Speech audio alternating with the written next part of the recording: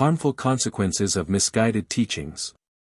Misguided teachings will lead you humans into wrong thinking, and a wrong doctrine will always result in incorrect conclusions which, in turn, result in further wrong thoughts. A misguided teaching can rightly be called a satanic deception, for the thereby evolving thought structure extends to a point where it finally becomes so inextricable that a person will no longer be able to make head or tail of it himself, given that error and falsehood can never result in light and clarity. Hence, every misguided teaching should be challenged, it should be corrected from the start before it can spread and confuse human thought. A misguided teaching could also be recognized as such if the human being endeavored to live in truth, because then he would only need to apply one measure, whether God's love, wisdom and power is evident in every doctrine. If there is the least bit of doubt about God's fundamental nature, which is love, wisdom and might, then the doctrine is wrong.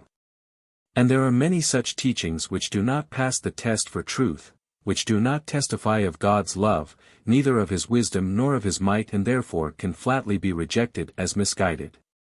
But they are often particularly persistently endorsed because people are no longer interested in truth, they are indifferent as to whether they are living in error or in truth. They will never defend the truth equally obstinately since they rather hold on to error. This, too, is a sign of the approaching end, that people are increasingly more indignant the more clarification they should receive, that they rather live in darkness and have no desire for light. And although some doctrines' falsehood is blatantly obvious, they reject every relevant explanation.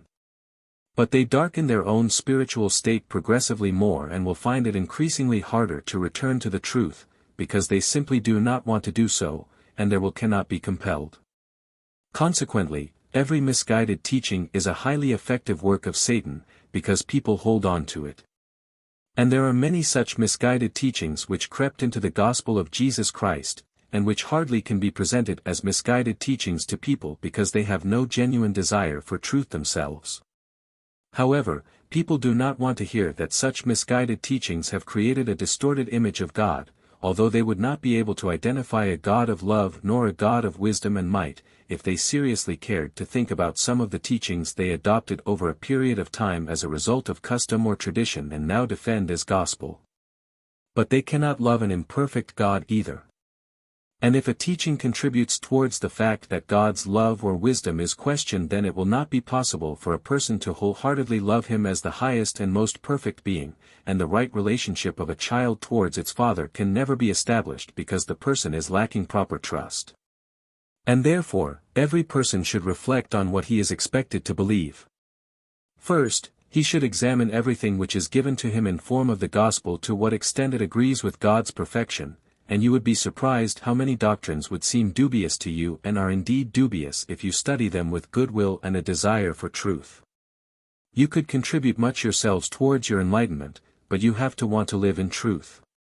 You have to ask God to illuminate your spirit and enable you to recognize what is right, to help you recognize misguided teachings as such and to disassociate yourselves from them. For only truth will bring you joy, whereas every error will confuse your thoughts and finally make it impossible for you to form a correct judgment. God is love, God is wisdom, and God is might, and if a doctrine does not testify of love, wisdom or might, it rightfully can be rejected as a misguided teaching, and a person, who genuinely desires it, will receive an explanation. Amen.